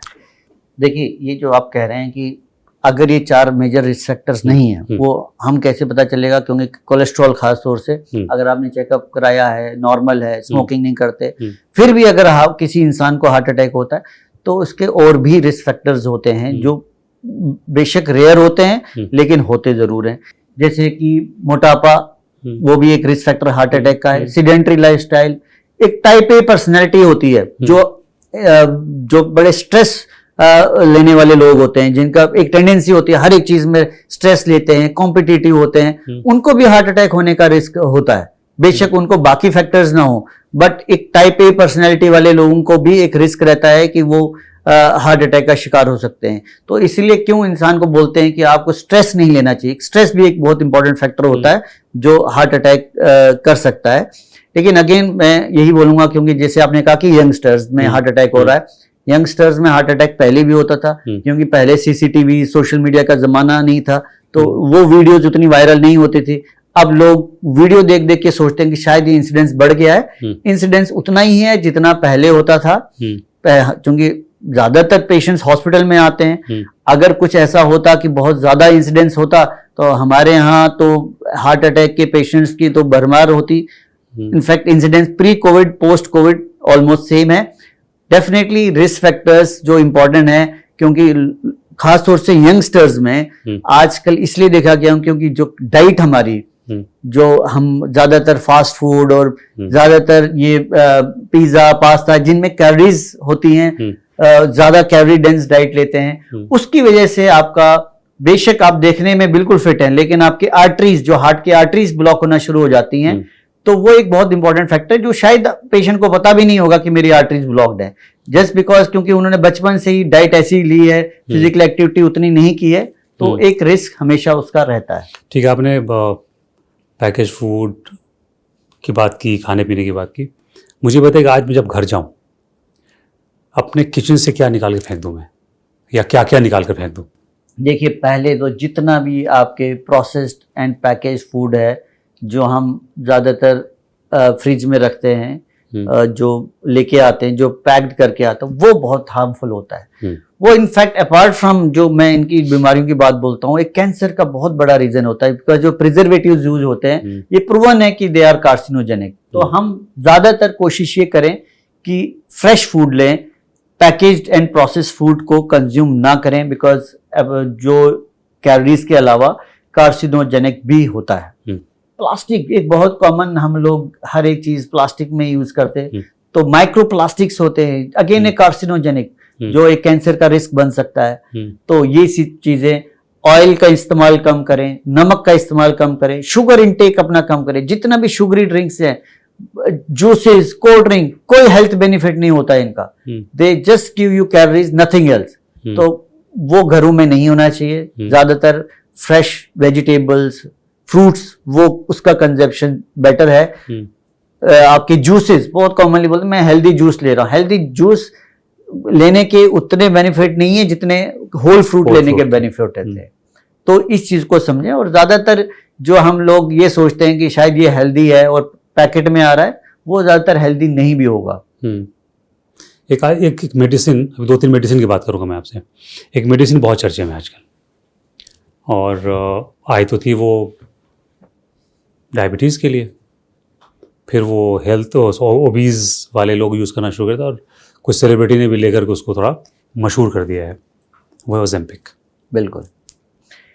देखिए, ये जो ड्रग्स हैं ये बेसिकली हमारी बॉडी में नेचुरल GLP इंक्रेटिन हार्मोन्स होते हैं, जो नेचुरल होते हैं, हर एक इंसान की बॉडी में होते हैं। तो जब ये ड्रग आई, डायबिटीज के लिए बिल्कुल सही कहा कि as a diabetic, anti diabetic drug आई थी मार्केट में, बट जब इस पे रिसर्च देखा गया और पाया गया इसके बेनिफिट्स, तो ये देखा गया कि ये ड्रग वेट लॉस कर रही है लोगों का। बहुत सारे लोगों के रिसर्च में देखा गया कि वेट कम कर रही है। तो फिर ये रिकमेंड हुई purely as anti obesity drug also. अब इस ड्रग के साथ बेनिफिट भी हैं और कुछ डिसएडवांटेजेस हैं। पहले तो मैं बेनिफिट गिनवाऊंगा, क्योंकि देखिए क्या होता था, एक टाइम आता था जब हमारे पास लोग आते थे कि डॉक्टर साहब मैंने बहुत कोशिश की, मैंने डाइट कर ली, मैंने एक्सरसाइज कर ली, अब मेरा वेट कम नहीं हो रहा है। बहुत सारे फैक्टर्स होते हैं जिसकी वजह से इंसान का वेट कम नहीं होता, तो हमें कुछ ऐसी दवा बता दीजिए जिससे वेट कम होगा। हमारे पास उस टाइम में, मतलब कुछ फ्यू डिकेड्स बैक, कोई मेडिसिन अप्रूव्ड नहीं थी। अप्रूव्ड मतलब जो WHO अप्रूव करे कि अप्रूव्ड या FDA अप्रूवल, कोई अप्रूव्ड नहीं थी। तो हम लोगों को मना करते थे कोई दवाई नहीं है, या तो आप सीधा बैरिएट्रिक सर्जरी कराइए अगर आपका बहुत ज्यादा मोटापा है, या आप अगेन डाइट और एक्सरसाइज पे कंटिन्यू करें। तो हम लोग ये करते, फिर वो लोग क्या करते थे, वो चले जाते थे ऑल्टरनेटिव मेडिसिन पे। किसी एड देख ली, मोटापा कम करने के लिए दवाई खाइए, कहीं पे कुछ सुन लिया कहीं टीवी पे, तो उन दवाइयों पे चले जाते थे और उल्टा उन दवाइयों को खाने से और ज्यादा डैमेज लेके फिर हमारे पास आते थे। 3 महीने 30 किलो कम नहीं तो पैसा वापस। सब मिथ होता था, उसका कोई फायदा नहीं होता। अब थैंकफुली ऐसे लोग जो बिल्कुल पूरी कोशिश करने के बावजूद भी अपना वेट कम नहीं कर पा रहे हैं, उनको हम ये दवाई दे सकते हैं। और इसका बेनिफिट है, वेट लॉस में बेनिफिट है, और ये वेट लॉस करता है। 20 to 30% भी वेट लॉस देखा गया है। 10 to 15 तो कॉमन है, इवन अप टू 20 to 30% भी वेट लॉस होता है इन दवाइयों से। और वेट लॉस होने से एडिड एडवांटेज मिलता है। आपका शुगर कंट्रोल हो जाएगा, आपका ब्लड प्रेशर कंट्रोल हो जाएगा, आपके घुटनों का दर्द ठीक हो जाएगा, कमर का दर्द ठीक हो जाएगा, आपका अल्टीमेटली हार्ट अटैक, ओबेसिटी से रिलेटेड, ओबेसिटी रिलेटेड कॉम्प्लिकेशंस हैं, वो सब ठीक हो जाते हैं जब आपका वेट लॉस होता है। लेकिन इसमें कैच है इस दवाई में, जो शायद आपको जब डॉक्टर कोई प्रिस्क्राइब कर रहा है वो नहीं बताएगा। डिसएडवांटेज क्या है? जब तक ये दवाई लेंगे तब तक इसका बेनिफिट है, जब ये दवा विड्रॉ करेंगे आपका वेट वापस आ जाता है। अच्छा, तो ये दवाई तभी लें आप जब आप ये कन्विंस हो रहे हैं कि यस, इस दवाई को मुझे लंबी देर के लिए लेना है। क्योंकि देखिए, एक सिंपल चीज, थायराइड की दवाई है, सबको पता है कि एक बार शुरू हो गई तो लाइफ लॉन्ग लेनी है। ये दवाई हम उन लोगों को ही रिकमेंड करते हैं जिन्होंने अपनी पूरी कोशिश करने के बावजूद भी वेट लॉस नहीं कर पा रहे। और मुझे इतना पता है कि अगर इसका वेट लॉस नहीं होगा तो फिर ये कॉम्प्लिकेशंस लेके आएगा। उन लोगों में फिर हम रिकमेंड करते हैं ठीक है, आप ये दवाई भी साथ साथ लीजिए। लेकिन अभी तक जो डाटा आया है वो यही है कि आपको ये दवाई हमेशा के लिए लेनी है, अब इसको रोकनी नहीं है। कुछ लोगों ने ट्राई किया, मेरे पेशेंट्स हैं जो ट्राई करते हैं कि रोक के देखें, बट ज्यादातर रिगेन करता है। ज्यादातर लोग फिर कुछ महीनों में वो रिगेन करते हैं। अब इसका मैकेनिज्म समझ लीजिए, जो मैं बार बार कैलोरीज की बात कर रहा था, इस ड्रग का बेसिक मैकेनिज्म क्या है? मैकेनिज्म ये है कि आपकी खुराक को कम कर देता है। कैसे कम करता है? एक तो जब आप कुछ खाएंगे आपको लगेगा कि मेरा पेट भरा भरा है, आपको इच्छा नहीं होगी कुछ खाने की, जब आपका गैस्ट्रिक एम्प्टिंग जो डिले हो जाएगा। दूसरा, सिर्फ ये मैकेनिज्म नहीं होता हमारा कुछ क्रेविंग कुछ खाने का, हमारा माइंड डिसाइड करता है कि क्या मुझे, जब मैं किसी पार्टी में गया हूं, क्या मुझे सैलेड खाना है या मुझे डेजर्ट खाना है। ये हमारा माइंड हमारी बॉडी को बताता है। तो ये माइंड लेवल पे एक्ट करता है कि नहीं, मुझे हेल्दी ही लेना है, मुझे डेजर्ट नहीं लेना है। यही ब्यूटी है इस ड्रग की कि अपार्ट फ्रॉम जो हमारे गट के अलावा ये ब्रेन पे भी इफेक्ट करती है, कुछ सेंटर्स को इन्फ्लुएंस करती है, जिसकी वजह से हम अनहेल्दी डाइट की तरफ नहीं जाते हैं और अल्टीमेटली आपका कैलोरी इनटेक कम होता है, जिसकी वजह से आपका वेट लॉस होता है। तो बेसिक मैकेनिज्म अगर आप कोई समझें तो वो यही है कि आपका कैलोरी इनटेक कम करवाता है, जिसकी वजह से वेट लॉस होता है। और कोई जादुई मैकेनिज्म नहीं है इसका कि किस वजह से वेट लॉस करता है, इसका वेट लॉस का यही मैकेनिज्म है। मैं व्यूवर्स को थोड़ा डिस्क्लेमर दे दूं कि भाई हम यहाँ जो कुछ डिस्कशन कर रहे हैं वो एक इन्फॉर्मेटिव है।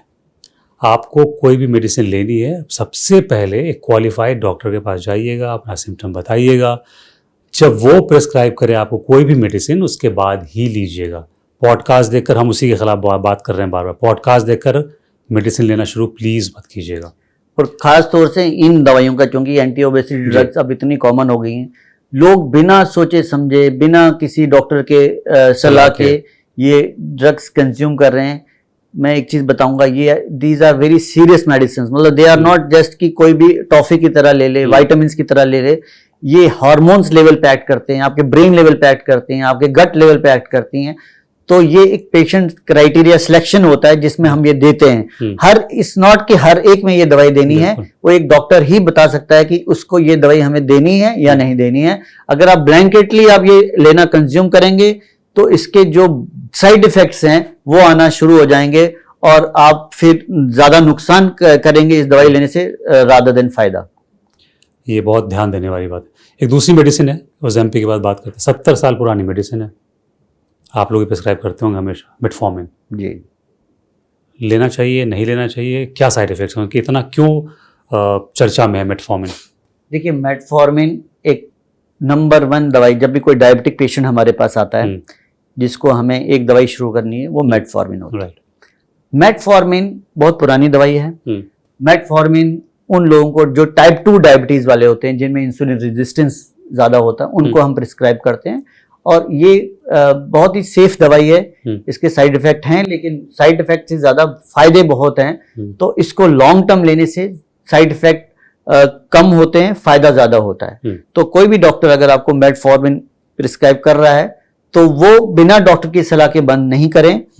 मेटफॉर्मिन आप कंटिन्यू करिए जब तक आपको डॉक्टर एडवाइस नहीं करता है, खास तौर से उन लोगों को जिनको मेटफॉर्मिन इंटॉलरेंस होता है, गट का कुछ इशू हो जाता है, पेट खराब होता है, उन लोगों को हम नहीं देते। अदरवाइज मेजॉरिटी ऑफ द लोगों में ये दवाई टॉलरेट होती है और बहुत अच्छी है, सेफ दवाई है ये। डॉक्टर साहब, अभी हम लोग जब मेडिसिन की बात करते हैं कि मेडिसिन, मेरे ख्याल में आप अभी जिक्र कर रहे थे थोड़ी देर पहले कि वो आई तो थी डायबिटीज़ के लिए, मगर उसने बहुत सारी बीमारियों को अपने दायरे में ले लिया और सुना कि वो कोई मैजिकल ड्रग है। क्या है ये? देखिए क्या होता है, कोई भी एक दवाई जो आती है वो काफ़ी ट्रायल्स के बाद अप्रूव होती है। मतलब वो ऐसे नहीं कि कोई रैंडमली कोई दवाई लेके आए, उसके अलग अलग लेवल के ट्रायल्स होते हैं। स्टेज 1 स्टेज पहले एनिमल्स में होते हैं, उसके बाद प्री क्लिनिकल ट्रायल्स होते हैं, फिर क्लिनिकल ट्रायल्स होते हैं, और कई बार मार्केट के बाद, जैसे मार्केट में आ गई दवाई, उस पे सर्वे होता है कि क्या ये दवाई जिस चीज के लिए अप्रूव हुई थी उतना फायदा पहुंचा रही है या नहीं पहुंचा रही है। तो ये जो डायबिटीज की जो दवाई है, जो प्राइमरली डायबिटीज के लिए, जैसे अभी हम ओज़ेम्पिक की बात कर रहे थे या टेर्ज़पेरेटाइड जो सॉल्ट है उसकी बात कर रहे थे, वैसे भी एक और SGLT2 इनहिबिटर्स, इसको हम डेपाग्लिफ्लोजिन, एम्पाग्लिफ्लोजिन बोलते हैं, ये मेडिसिन एज ए डायबिटीज की मेडिसिन ही प्राइमरली अप्रूव हुई थी। लेकिन जैसे जैसे ये मेडिसिन लोगों को दी गई और जैसे जैसे ये ट्रायल्स में देखी गया, तो ये पाया गया कि ये मेडिसिन किडनी फेलियर में बहुत फायदा पहुंचा रही है। मतलब ये पेशेंट्स को जिनको हम ये दवाई दे रहे हैं उनको किडनी फेलियर नहीं हो रहा है, या अगर हो भी रहा है तो वो फर्दर डैमेज से किडनी को रोक रही है। जिनको हार्ट अटैक हो रहा है या हार्ट फेलियर हो रहा है, उनको अगर ये दवाई दी जाए तो उनको हार्ट फेलियर ठीक हो रहा है या उसको फर्दर प्रोग्रेशन से रोकते हैं, रोक लेती है दवाई। तो अगेन ये मेडिसिन हैं, ये आप जस्ट ओवर द काउंटर जाके ये किसी केमिस्ट से नहीं बोल सकते कि मुझे ये दवाई दे दीजिए क्योंकि किसी डॉक्टर ने पॉडकास्ट में ऐसा बोला। ये इसलिए मैं बार बार ऐसा बोलूंगा क्योंकि लोग बड़े क्यूरियस होते हैं उस मेडिसिन का नाम लेना। ये सिर्फ और सिर्फ डॉक्टर ही डिसाइड कर सकता है कि क्या आपको ये दवाई की जरूरत है या नहीं है, क्योंकि इन दवाइयों के साइड इफेक्ट्स भी बहुत होते हैं, और अगर हम इन दवाइयों की उन्हें मॉनिटरिंग नहीं करें तो जिस फायदे के लिए दी गई थी वो फायदा ना होके आप साइड इफेक्ट्स का शिकार हो जाते हैं। अच्छा, एक बहुत कॉमन सिम्टम है आजकल हिंदुस्तान में, वो है IBS। बहुत कॉमन है, एवरी सेकंड पर्सन उसकी शिकायत ये कि IBS है, IBS है, IBS है। एक तो मैं जानना चाहूँगा कि IBS अचानक से बढ़ा है इतना या ये पहले ही था? देखिए, ये बहुत अच्छा आपने आज टॉपिक छेड़ा है, क्योंकि IBS जैसे मैं OPD में देखता हूँ, एवरी 3rd 4th पेशेंट वो IBS का शिकार होता है। तो पहले तो समझा जाए ये IBS क्या है। तो इरिटेबल बाउल सिंड्रोम, ये सिंड्रोम है, मतलब इसका कोई पर्टिकुलर रीजन नहीं होता। तो ये सिर्फ गट की प्रॉब्लम नहीं है, इसको हम साइकोसोमेटिक डिसऑर्डर्स में ज्यादा काउंट करते हैं कि है तो पेट की प्रॉब्लम बट ये माइंड से रिलेटेड ज्यादा है। शुरुआत कैसे होती है किसी को नहीं पता, एग्जैक्टली IBS कहाँ से शुरू हुआ, क्या हुआ। अक्सर ये देखा गया कि शायद टाइफाइड किसी को पहले हुआ होगा, को पेट का इन्फेक्शन रहा होगा जिससे आपकी IBS की शुरुआत होती है। बट पहले तो बात समझ लीजिएगा कि IBS कोई सीरियस प्रॉब्लम नहीं है। मैं हर पेशेंट को ये बात समझाता हूँ कि जो आपको प्रॉब्लम है पेट की, पेट दर्द होता है, लैट्रिन कभी पतली आ रही है कभी सख्त आ रही है, जो IBS के सिम्टम्स होते हैं, ब्लोटिंग है, ये आपकी जान का दुश्मन नहीं है। जैसे डायबिटीज है, किडनी फेलियर का कर सकता है, IBS से आपको कोई ऑर्गन डैमेज नहीं होगा। पहले तो ये समझ लीजिए, क्योंकि IBS वाले पेशेंट ज्यादा एंग्शियस बहुत ज्यादा होते हैं, स्ट्रेस में होते हैं कि ऐसा क्या है जो हमारे पेट के अंदर जिसकी वजह से हमारा पेट ठीक नहीं हो रहा है। और ये विशियस साइकिल होता है, क्योंकि वो सोचते ज्यादा है, उनका पेट उनकी सबसे ज्यादा अटेंशन मांगता है कि इस मरीज का या है कि ये मेरे बारे में ही सोचता रहे। तो वो IBS सबसे बड़ा, क्योंकि अगर आप रीजन है कि आपका दिमाग 24 घंटे पेट की तरफ ही लगा होता है। वो पेशेंट के हाथ में कई बार नहीं होता है, वो कई बार ऑटोमेटिकली वहीं चला जाता है। तो IBS के आजकल ज्यादा इंसिडेंस होने के रीजन 2-3 हैं। एक तो हमारी diet, again more of maida consumption, momo, chowmein, pizza, pasta का कंजम्पशन बहुत ज्यादा है। दूसरा, जैसे कि हम जैसे पहले वॉशरूम जाते थे, एक नॉर्मल इंसान जाता है, एक साइकिल बना होता था, वॉशरूम जाता है इंसान, बट जो मोबाइल का इस्तेमाल करते हैं वॉशरूम में, ये भी एक रीजन है कि हमारा जो गट और ब्रेन का एक कोऑर्डिनेशन बना हुआ था वो डिस्टर्ब हो गया है। तो अक्सर ये देखा गया जो लोग ज़्यादातर लोग वॉशरूम में मोबाइल का यूज करते हैं तो वो भी एक सिम्टम है कि आपका जो बाउल रेगुलेशन है वो साइकिल डिस्टर्ब हो गया है, जिसकी वजह से आपका पेट डिस्टर्ब रहता है। तो आईबीएस को आप कंट्रोल कैसे कर सकते हैं? पहले तो अपने डाइट को अच्छा रखना है, फाइबर इनटेक ज्यादा बढ़ाना है, ये जो मैदे वाली चीजें ये सब चीजों का कंजम्पशन कम करना है, और एक माइंड को रिलैक्स रखना है कि मुझे अगर डॉक्टर ने आईबीएस की बीमारी डायग्नोस की है, मैं किसी बड़ी बीमारी का शिकार नहीं हूं। पेट अगर मेरा डिस्टर्ब भी रहता है वो एक फिनोमेना है जो कुछ टाइम के बाद ठीक हो जाएगा। Okay, perfect. अभी आपने जो माइंड की बात करी थी है तो सेकंड लास्ट क्वेश्चन पूछता हूँ आपसे मैं। एक ट्रेंड है कि कुछ भी हुआ, थोड़ा सा स्ट्रेस हुआ, दोस्त अहबाब कोई भी रिश्तेदार, कॉर्टिसोल चेक करवा लो एक बार। ठीक है, अब वो चला जाता कॉर्टिसोल चेक करवाने के लिए। अब जब तक चेक नहीं करवाया उसने, चेक करवाने के बाद मान लीजिए कि उसकी रिपोर्ट आ गई, उसको कॉर्टिसोल का लेवल बढ़ा हुआ नहीं है, बट जब तक वो टेस्ट नहीं कराता है, क्योंकि एक खदशा भी रहता है, डर भी रहता है कि अरे करा लूँ कहीं कॉर्टिसोल लेवल बढ़ा हुआ ना हो मेरा। तो ये जो हार्मोन का जो इतना आजकल हम देखते हैं, हर चीज़ को लेकर हमने बहुत फैशन बना लिया है, डिजीज़ को लेकर, सिम्टम्स को लेकर, टेस्ट को लेकर, और फिर उसकी वजह से हम एक डर में मुब्तला हो जाते हैं। देखिए ये बिल्कुल सही बोला आपने, क्योंकि आजकल एक नया ट्रेंड शुरू हुआ है। मेरे भी पेशेंट बहुत सारे रूटीन टेस्ट के अलावा एक सीरम कॉर्टिसोल लेवल टेस्ट करा के आते हैं, जस्ट बिकॉज क्योंकि उन्होंने किसी इन्फ्लुएंस को सुना है कि आपका वेट अगर कम नहीं हो रहा, आपने कॉर्टिसोल लेवल चेक कराइए।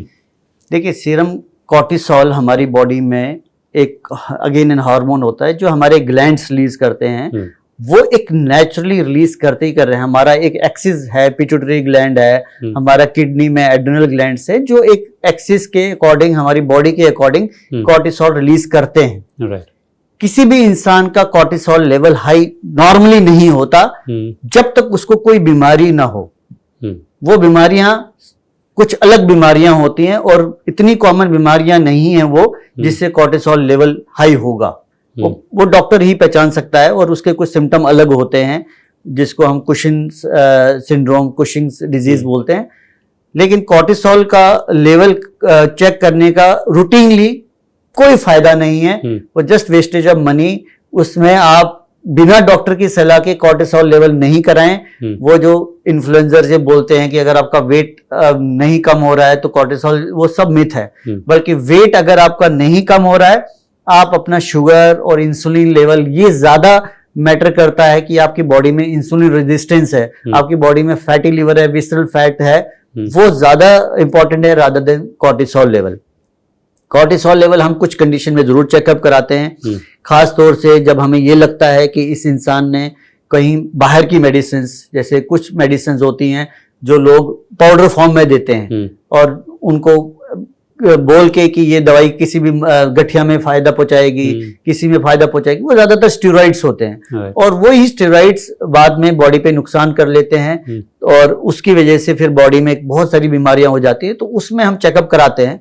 और कुछ एंडोजिनस बीमारियां होती हैं जिसमें एंडोजिनस कॉर्टिसोल लेवल रिलीज होता है, बहुत ज्यादा बनता है, वो ट्यूमर्स भी होते हैं, बट अगेन वो कॉमन बीमारियां नहीं है। उसके लिए सिर्फ और सिर्फ डॉक्टर ही से ही आप रिकमेंडेशन लें कि क्या आपको as a routine cortisol level कराने का कोई फायदा नहीं। बहुत अच्छा। अब ये मुझे बताइए कि मैं कैसे डिसाइड करूं कि मुझे जो मेरे सिम्टम्स हैं किस डॉक्टर के पास जाऊं मैं। सबसे पहले अगर किसी भी तरह का मेरे बॉडी में कुछ चेंजेस अगर आ रहे हैं तो सबसे पहले मैं किसके पास जाऊं? देखिए, पहले तो मैं एक और चीज़ आपके माध्यम से बताना चाहता हूं कि आप किस सिस्टम को फॉलो कर रहे हैं, क्योंकि मैंने अक्सर देखा है और अक्सर हमारे पास ये कॉमन सिनेरियोज होते हैं कि लोग किसी भी जिसके पास आगे डॉक्टर डिग्री लिखी है उसको कंसल्ट करते हैं। देखिए, मैं क्या, एक गवर्नमेंट भी यही बोलती है कि आयुर्वेदिक डॉक्टर आयुर्वेदिक इलाज करे, यूनानी डॉक्टर यूनानी इलाज करे, होम्योपैथिक इलाज करे। आयुष डिपार्टमेंट एक अलग डिपार्टमेंट है गवर्नमेंट ऑफ इंडिया का। अगर आप एलोपैथिक या मॉडर्न मेडिसिन का इलाज करना चाह रहे हैं कि मुझे कोई इलाज करे, तो एक बेसिक डिग्री डॉक्टर की जो गवर्नमेंट की तरफ से अवार्ड होती है वो एमबीबीएस डिग्री है। तो मैं हमेशा ये एडवाइस करता हूं कि अगर आपको कोई भी एलोपैथिक मेडिसिन, चाहे वो पैरास्टामोल क्यों ना हो, चाहे कोई भी जो एलोपैथिक मेडिसिन होती है, वो आप एक बेसिक जो एमबीबीएस डॉक्टर है उससे ही प्रिस्क्राइब कराएं, क्योंकि देखिए मेडिसिन प्रिस्क्राइब करना कोई खेल नहीं है। आप केमिस्ट से जाएंगे, वो भी आपको कोई ना कोई मेडिसिन देगा। डायग्नोसिस बहुत इंपॉर्टेंट होता है, और वो डायग्नोसिस करने के लिए उस डॉक्टर को 5-6 साल या 10 साल पढ़ाई करनी पड़ती है, तब जाके वो आपकी बीमारी को पकड़ सकता है, तब जाके वो दवाई लिखेगा। तो अगर आप अपनी बीमारी को किसी डॉक्टर से मतलब डायग्नोज करवाना चाहते हैं, तो मैं तो यही एडवाइस करता हूं कि आप क्वालिफाइड डॉक्टर जिसकी डिग्री एटलीस्ट एमबीबीएस हो। और अगर आपको नहीं समझ भी आ रहा है कि चलिए एमबीबीएस नहीं है, तो आप किसके पास, हार्ट की बीमारी है तो हार्ट वाले के पास जाएं, या गैस्ट्रो, तो बेसिक आप फिजिशियन के पास जाइए जिसकी डिग्री एमबीबीएस हो या एमडी मेडिसिन हो। एक फिजिशियन जो होता है वो एक बिल्कुल क्वालिफाइड होता है, उसके एक्सपर्टाइज होते हैं किसी भी बीमारी को डायग्नोज करने के लिए और ट्रीट करने के लिए। उसके बाद अगर किसी फिजिशियन को ये लगे कि हाँ जी इस पेशेंट को आप किसी इंटरवेंशन की जरूरत है, एंजियोग्राफी की जरूरत है, वो आपको कार्डियोलॉजिस्ट के पास रेफर करेगा। इसको एंडोस्कोपी की जरूरत है तो गैस्ट्रो वाले के पास रेफर करेगा, वो खुद करेगा। अदरवाइज एक फिजिशियन, एमडी मेडिसिन डॉक्टर एक सक्षम होता है किसी भी बीमारी को डायग्नोज करने के लिए और ट्रीट करने के लिए। चलिए, अब से सारे सवाल मैंने कर लिए जो मेरे जहन में आ रहे थे, बस एक छोटे सवाल का जवाब दे दीजिए मुझे। हमारे बचपन में और पहले से सुनते आते थे कि जब इतने ज़्यादा लैब्स और टेस्ट वगैरह नहीं होते थे तो डॉक्टर की जो डायग्नोसिस होती थी वो उनके क्लिनिकल सेंस पे होता था। वो नब्स पकड़ते थे, स्टेथोस्कोप लगाया, उन्होंने देख लिया, बताया जैसे ये बीमारी है, उसका इलाज होता था, ठीक भी हो जाता बंदा। आजकल ये बिजनेस हो गया है। डॉक्टर को मोस्ट ऑफ द केसेस में उनको डे वन में पता होता है कि इसको क्या है, वो डायग्नोस कर चुके होते हैं, बाकी पूरा प्रोसेस होता है, ये टेस्ट करवाओ, ये करवाओ, ये करवाओ, ये करवाओ। तो आप अपने एक्सपीरियंस में मुझे बताइए कि जो आपके पास पेशेंट्स आज आते हैं, आप डे वन में समझ जाते हैं कि इसको क्या बीमारी है, या टेस्ट के बाद ही आप ही फैसला करते हैं? नहीं, देखिए हम तो, चूंकि मैं प्रोफेसर ऑफ मेडिसिन भी हूँ, मैं एमबीबीएस स्टूडेंट्स को भी पढ़ाता हूँ, मैं एमडी स्टूडेंट्स को भी पढ़ाता हूँ। हम हमेशा अपने स्टूडेंट्स को भी बताते हैं, और ये एक जो भी डॉक्टर है 60 to 70% डायग्नोसिस आपकी हिस्ट्री के बेसिस पे ही बन जाती है। पेशेंट जो सिम्टम बताता है, क्योंकि मेरे पास भी बहुत कॉमन सिनेरियो है, पेशेंट आता है मेरे पास, इतना बंडल ऑफ फाइल रख के मेरे सामने बोलता है डॉक्टर साहब ये देख लीजिए, और मैं उस फाइल को उसको वापस कर देता हूं। मैंने कहा मुझे इसकी जरूरत नहीं है, आप अपने सिम्टम्स बताइए, क्योंकि 60 to 70% डायग्नोसिस आप जो पेशेंट अपनी हिस्ट्री बताएगा, उसके सिम्टम्स बताएगा, एक क्वालिफाइड डॉक्टर उससे ही बीमारी डायग्नोस कर सकता है। फिर है जो एग्जामिनेशन वो करता है, स्टेथ लगाता है, हाथ लगाता है, उससे भी आपका 70 to 80%, 90% डायग्नोसिस बीमारी डायग्नोस हो जाती है। लेकिन चूंकि ये जमाना मेडिकल लीगल केसेस का है, ये जमाना सोशल मीडिया का है, ये जमाना, हमें कोई भी बीमारी ऑल्दो डायग्नोस हो गया, हम बता भी सकते हैं, लेकिन हमें उसको प्रूव भी करना है। कुछ टेस्ट हमें जरूरी करवाने पड़ते हैं उस बीमारी को कंफर्म करने के लिए, क्योंकि कोई भी बीमारी के 3 पैरामीटर्स होते हैं जिसपे वो डायग्नोज होती है। एक तो क्लिनिकल प्रोफाइल होता है, जैसे मैंने बताया, हिस्ट्री ली, एग्जामिनेशन किया, बट कुछ टेस्ट भी होते हैं जिससे वो बीमारी कंफर्म हो जाती है। तो कुछ केसेस में हमें टेस्ट भी कराने जरूरी पड़ते हैं ताकि उसकी बीमारी कंफर्म हो जाए, जिसका हम उसके अकॉर्डिंग इलाज करें। Thank you so much doctor Yasir. मुझे लगता है कि व्यूवर्स को बहुत सारी इन्फॉर्मेशन हमने दे दी है, और आज के लिए काफ़ी डोज मिल गया है इनको। बस इतना ध्यान रखिएगा कि जो नोटिफिकेशंस आपके बॉडीज़ आपको दे रहे हैं वो बहुत ज़रूरी है। कोई भी छोटा सिग्नल हो, बड़ा सिग्नल हो, नज़रअंदाज मत कीजिए। एक बार डॉक्टर को दिखा लीजिए, बात कर लीजिए और तसल्ली कर लीजिए। और जो बेसिर पैर के जो आजकल वीडियोज़ आप देख लेते हैं जिसमें सप्लीमेंट्स, जिसमें ये कॉर्टिजोल और बहुत सारी चीज़ें, कि अच्छा ये ले लो तो ये हो जाएगा, लिवर डिटॉक्स कर लो, ये वीडियोज़ देखिए, एंटरटेनमेंट के लिए ठीक हैं। मेडिकल के लिए उन्हीं के पास जाएं किसी भी सिम्टम्स के लिए जो क्वालिफाइड डॉक्टर्स हैं। और जो डॉक्टर्स होते हैं वो इन्फ्लुएंसर नहीं होते, वो पढ़ लिख करके आपका इलाज ही करते हैं। Thank you so much for watching सलाम टीवी, और ये पॉडकास्ट आपके लिए ज़रूरी है। शेयर भी ज़रूर कीजिएगा और अपने दोस्तों को, अपने घर वालों को ज़रूर बताइएगा, क्योंकि ये पॉडकास्ट आपके लिए बहुत ज़्यादा डोज दे चुका है। Thank you so much.